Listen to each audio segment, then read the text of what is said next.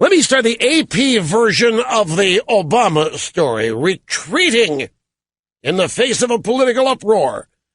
President Barack Hussein Obama on Friday will announce that religion is supposed to do it in 5 or 6 minutes now, right in the middle of this program. President Obama on Friday will announce that religious employers will not have to cover birth control for their employees after all. The AP has learned the administration instead will demand that insurance companies will be the ones directly responsible for providing free contraception. And we're supposed to applaud this? We're supposed to think that we have emerged with a big victory here? Obama can mandate that we buy insurance, and now Obama can mandate what insurance companies must offer. And after mandating what insurance companies must offer, then Obama can mandate what insurance companies can charge for it. Freedom doesn't mean anything to this guy. Freedom doesn't mean anything to this regime or this administration. To me, this is breathtaking. This is an incredible sight to behold here.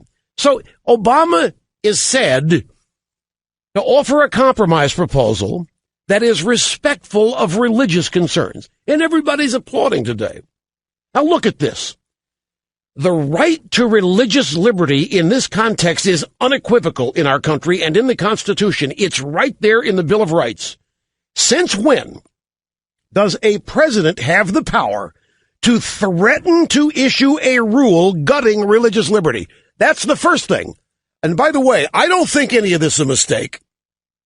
I don't think this religious kerfuffle is something that they overreached on. I think roiling this country and distracting people, setting up these extreme things like this and then walking them back to create the illusion that, okay, you know what, we're not going to take your freedom. It's all BS, folks. And this is being spun in such a way to make it look like the winners are winning or the losers are winning, and they're not. The First Amendment, well, the Bill of Rights of the Constitution explicitly says that government shall have nothing to do with religion. You hear, do you not, the left constantly caterwauling, whining and moaning about separation of church and state. Now, when do they do that? Whenever a religious Republican or conservative seeks political office, they start worrying about the imposition of religious moral values on people. And this is intolerable. This is intolerable. It's unpermitted. It's a violation of the Constitution. So when the left hates the Constitution, it's an impediment to what they want to do. When it supports what they want to do, they're the biggest constitutionalists in the world. So they're all concerned about separation of church and state. No, they're not.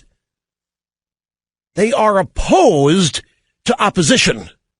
They will do anything to defeat opposition. And if the Constitution is in opposition to them, they'll do whatever they have to do there. So here we have, again from the top, Obama's going to offer a compromise proposal said to be respectful of religious concerns. He started this. He started it by demanding that Catholic organizations provide birth control and other abortion-related services. Unconstitutional. Cannot do it.